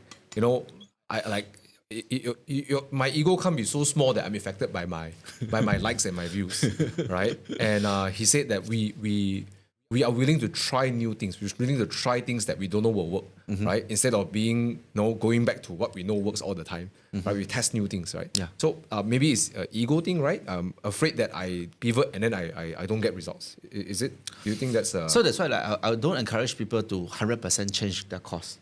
Like for example, like right now, like my Tony actually tell me something. Okay, let's say you make 300,000 a year. Let's say next year, can you try to change your method and still make 300,000? Instead of trying to challenge yourself, like okay, you need try a new method and then you make 600,000. No, not that way. It's like you're changing method and you make same amount of money means you got something new working, and probably the following year you can make more money, right? So it's like you gotta change the way you measure it, lah. Right, changing the way and then you still make same amount of money is still a progress, in my opinion. If the way is duplicable and scalable. Now, speaking of your thing like about the ego and everything, like people don't want to build brand and content, it's because they are too focused on themselves. If I post a video out there, people are gonna say bad thing about me, or even worse, there's no view or no like, means I'm bad. But don't forget, if there is 20 view, means there's 20 people who watch you. Hey, most people forgot how big is 20 people. in a room, you know. Yeah, you're right. I never thought about it, right? Yeah. Yeah, like, my video only got 1,000 views. Hey, you know 1,000 is how many people or not? Yeah. Like, people don't really like see it that way. They just feel that those influencers have 100,000 of views, but mine is like little compared to them. But here's the part. Your message is reaching 100,000 people. Let's just say one people among the 1,000 actually appreciate your message. You change someone's life. If you think like that, you are not focusing on yourself, but you're focusing on other people who really need or who really want to learn from you. So that way you actually keep going. My first live video is good. My first live video is good. Yeah. Why? Because I spread the message out. Hey, I'm going live. Everybody support me. So for everyone come in, 50, 60 views. Very good. Like, second live, 3. People only support you first time. Then third, fourth, 5, sometimes even 1, 2 views, like myself, like my phone. Yeah. But I kept going until a point that like people just really like my content and they just keep watching organically like that. So I would say that I've also been through that, right? I totally relate with you because when I started becoming a content creator, I faced the same thing, right? Yeah. You told me that too. Yeah. But and I totally agree with you. Is when you're focusing on yourself too much, that's when you burn yourself out. Like, you know. Yeah. But rather than focusing outwards, you know, what value? I think you keep saying this so many times. Like, you know, what value can I give? What value can I give? How much value can I produce? Yeah. I want to add one more point. Like, speaking of giving, you know, a lot of people a lot of agents, especially real estate agents who are watching, when they run advertisement, they try to hide a lot of information. For example, like the layout they don't want to give, the showroom video they don't want to give, the sales gallery, where is it? They don't want to give. Means that must meet me only I give you. Yeah, the reason is because they are protective. I understand their point of view. They don't want the customer to walk in to buy from developer without them. But the customer will only do that if they treat you as a salesperson. You are information counter, that's why I get your information, I go. But today, if you are giving value, like a lot of values, even the customer know where is the showroom, they will still ask you, when can I go? Will you be there when I go? But that is when you really build value. But today, a lot of customers will feel frustrated, like, hey, I just asked you where is the address, you cannot send me, man. I just asked you for the layout, you cannot send me one, man. Like that, you know, like. But myself is that I think in a different way. If 100 property agent, everyone don't give, I'm the one who give. I mean, that will be the special one. So more people will just come to me that way. So that's why I use all these things as a... Okay, of course, I don't give blindly. There's a strategy to give. You have to use like a lead magnet, you know, like funnel kind of thing. Use all this as a lead magnet to attract buyer to come first. Right? Some people, I even encourage my team right now to give out free analysis video, like 10 minute, 15 minute, 30 minute. Analysis for the property that they want to buy, the area they want to buy, even before they meet you. Some people may say, what if they watch the property and then they go buy from other agent? Never mind, let them be. Some people will buy from you. You cannot capture everyone. So this kind of mindset like is how I train my team, and this is how I do it. I would say that the people who would watch the video and buy from you will be the easy kind of prospect, the ones that will happily follow you and buy a property, right? Versus trying to fight with them half the time. Right? So you lose maybe 5, 6 tough customers, and you lose one. You get one very pleasant, very workable customer, right? And another thing is usually this kind of customer, when they come, they won't ask discount from you. Because they come for a value. They don't come to get cheap deal from you. Yeah, I guess if you get value from something, you feel like, wow, I'm well taken care of. You won't feel like you're being shortchanged. That's why the idea of discount won't pop in my head. You know, and that's why you know, I've dealt with also different industries, like even insurance, etc. Right? When I feel like the person give me so much value, or whether it's could be property, could be cars, could be anything. If they give you so much value, it won't even cross. Sometimes your head itchy lah. You just ask only, right? But you ask knowing that, even if this is the price, I will buy already. Right? Yes. I just ask because it's like, you know lah, there's a Malaysian, part of us, who want better deal. Your Cina must ask, right? Right? So rather than trying to complain about discounts in the industry, right, you try to find the right customer, it seems. And also try to give so much value that, you know, I guess like put yourself in the customer's shoes, right? You know, am I receiving so much value? I don't need to ask for it. Right? And like I said, you gotta know where you focus. You focus on the money, then you try to get as many customers as you can. Then try to make money. But if you focus on the career, the entrepreneurial part of it, you are focusing on good customer because good customer will refer customer for you. It will be easier down the road. Yes. Many people don't see that part. They just see one-time deal. They don't see that repeat sales or maybe referral sales. Kind of thing. Yeah. I just on this note before we end, just want to quickly share a story. I had quite an interesting experience selling one of my properties. I don't know if I told you before I want to sell my properties, that one of my early mistakes of buying property, I was trying to liquidate. There was an agent that brought, so there are two agents that view this property. Okay, the first agent didn't do much, so I found a second agent, right? I don't like to have two agents, but at that point, it's just the first agent didn't do a good job. No choice, service. Then I said, you know what, I need to sell. I want to get out of this property. So I found another agent. But the agent understand that, from my point of view, is that I'm selling at a loss. So he acknowledged that this seller is not selling to make money. Whatever price he accepted is a loss. So I had to jaga his feelings a bit, right? So he sort of, I didn't mind. I was happy to sell it at a loss. Then what happened was the first agent suddenly got a buyer. But I told the agent, until pen and paper and check, I don't consider a buyer, right? Fair enough, right? If you don't show an earnest deposit, I don't know whether you're serious. I don't need the money doesn't have to come to my bank account. You just show me the check, I'm happy already. Yeah. So let's say that 3 weeks he said he'll get the check, never get the check. The second agent found a rightful buyer, happy to buy, move in, want to stay themselves. I said, okay, gave a good case, explain who is coming. I said, oh, yeah, this person, okay lah, I can give a bit more discount. I sell the property to this person. So I agreed. Then the money came in, right? So the person agreed to buy and put money in. So then the first agent got really upset that I took the other person. Because I told him, no money, no signature, then no point at all talk, right?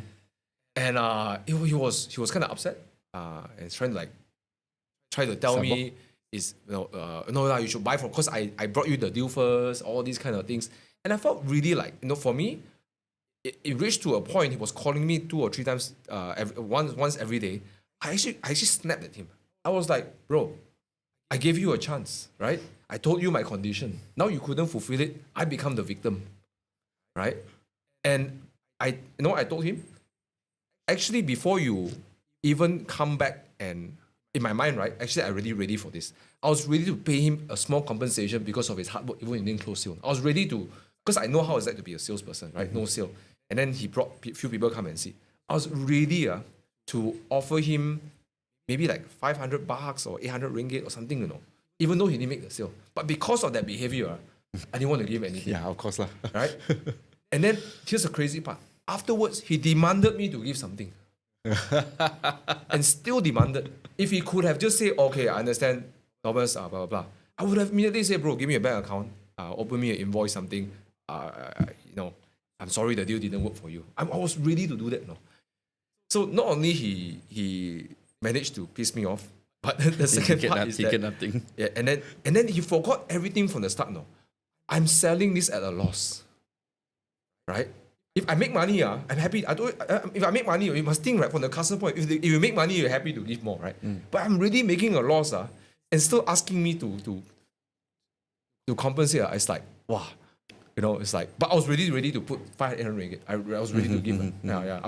I feel like I allow respect to the sales profession. It's not an easy job, Yeah. So in that note, I think maybe it kind of encapsulates that person. I will never want to do business with him again. Yeah. I never hope. For me, it's like I finally cave in. I say, you know what? I gave him $500 or something. I can't remember what it is. But in my mind, it's like I never want to see him again. I don't want to see his name. I don't ever want to see him again. Yeah. I'm not going to bad mouth about him. Right? I don't think our life will ever cross paths again. Yeah. But I will never want to see that person again. Yeah, that's true. Yeah. In our experience, it's similar. But then client will be like this, right? They will choose other people because of the commission that other people will pay them. Like different from your case, but it's like other agents try to undercut us. They offer commission to the buyer. The buyer will choose them in the end. But they will still come to us to ask for advice. Sometimes my agent will feel frustrated, but I tell them, be professional. Because this buyer, he chose, maybe he really needed that money, right?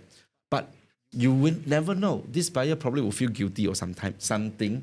Then they probably will refer you someone in the future because of your service, right? But if you just close that door and you never talk to the customer, you really lost the deal. It seems like the agent who really do that to you, then he didn't know that. Maybe in the future, you have people want to sell property. If he's good behavior, you probably will consider. But this, definitely no lah. Definitely. I will definitely will never want to refer anything with a person. Yeah. Right. Yeah. They forget like this is not a one-time deal, you know. Yeah. Everyone has like my one of my mentor told me, Angeline, like my Penang VP, he told me that this is a people business. Whatever you do, think about people first instead of money first. Then you do very well. So yeah, that's how I think. And well is not defined by how many sales you just do. It's more of like how like relationships, right? And I think I want to end this podcast by thanking you, because I think you're a very good example of, you're inspirational because you're a great example of a salesperson who values relationship first. And I think it shows through not only the results you get, but the genuine happiness I feel from you. You do the job, and you see you're so pumped talking about this. I feel the genuine happiness, and I'm sure your team gets to experience you like this most of the days. And I think that's very important. Thank you for sharing your leadership. Thank you. Thank you for sharing certain conversations that could really help a lot of people. But more importantly, thank you for being open to share about your story, about how you came about. And I think you've done a tremendous job using real estate as a career, and you say that it's a career, not a side hustle, not a part-time job. Yeah. Right? I can see myself doing this like throughout my life, I think. Yeah. It definitely looks like that. Definitely looks like that. But it's very inspiring. So thank you for being on the podcast, right? Thank you. And guys, if you want to find out more about Adrian and also his team, and maybe you have trainings. I have trainings. You send me a link, right? Yeah, next year probably. Okay, got it. Yeah. Right. So if you want to find out more about Adrian, I'll put his link in the description for his Can buy my book socials. too? Oh yeah, you got a book, right? Yeah. But I didn't bring it thanks today. for your book though. However, it's in Mandarin. It's like, I have no excuse to You use can Google put a Lens. book like right here. I should. Hopefully, you can edit the book. You should ping, and then So if you want to find out, get this book. You can get it from. What's the book about actually? It's about the question that new agent will ask in our industry. Okay, that's a very good book. Yeah. Sorry, I just couldn't read the book. I saw it. It's like, finally. I'm laughing because I knew that they wanted to write a book for a while, and then I think was it Tony, right? Tony, he's telling you, on my live video. He will comment down there. Write book. Right? He's like the most annoying commentator. It's like write book. Right? Hashtag something. I can't remember what the book is. Yes. So it's finally good to see the book coming out. So if you want to get his I'll put his link in the description for all his socials down there. You can reach out to Adrian. Yeah. And if you do have occasional trainings, you can check out his my socials. Instagram, my Facebook, and also my YouTube channel. I'll just announce it in all these channels. Yeah. Great. Okay. Yeah. So anything else you want to tell the audience before we wrap up? Yeah, I just want to say thank you really much. Like Thomas, it's been a wonderful journey. We knew each other for 5 years now. 5 years now. Yeah, 2019. And I learned a lot from you throughout this, and I really appreciate this kind of podcast, like Keeping It 100, right? We have been talking about this like since we did. By the way, we did a few live video during Yes, MCO. we did. Yeah. Like it's always about like entrepreneurship, like skills and stuff. Like and today I am happy that to be part of your journey, right? To inspire more future upcoming entrepreneur with the right mindset, like, and contribute to the world. Like this is something that I really appreciate, and keep this up, and invite more people to come. Thank you, man. I really appreciate it because you supported me even though I had like 100 or 50 followers. And Adrian's the kind of guy where I said, hey, I new content. Sure, when? Right? It's like, sure, when? Like not what content? It's like, when? Right? And even though I was a small potato, I was less than few hundred subscribers, he was already there with me. So, so I just want to let everyone know, you being on this podcast, actually your support came way beyond the podcast. Thank you for your friendship. Thank you for your stories. Thank you. And I love seeing how your team is growing. I remember still meeting you during MCO at a bar, and then we talked about how fast your team grew during MCO, and then now it's got even bigger, right? So it's really, really, really amazing, right? Yeah. So thanks so much for being on the show, and guys, let me know in the comments what you think about this episode. Yep. And we shall see you in another one. And please subscribe to our channel if you enjoy this content. With that, our producer is telling us we have to sign off. So as always, love you guys. Keep it 100, all right? Peace out. Keep it 100. This podcast is managed and also created with Sparks Digital. Now, why should you listen to this ad? Because content creators like myself, we got so many things to do. And if you're a content creator or you're a marketing person or trying to reach out to more people, creatives are one of the most important part. How to do something, what to do, ideas and stuff like that. and I rely a lot on the team in Sparks Digital to create content, just like this one over here. So look, if you need help with ideas, campaigns, or even dealing with crisis management, whatever, these people, they're really smart and they're really fun to work with. And the best part is that, it keeps giving me fresh ideas on how to grow my channel and also my influence, right? So big shout out to Sparks Digital. You want to find out more?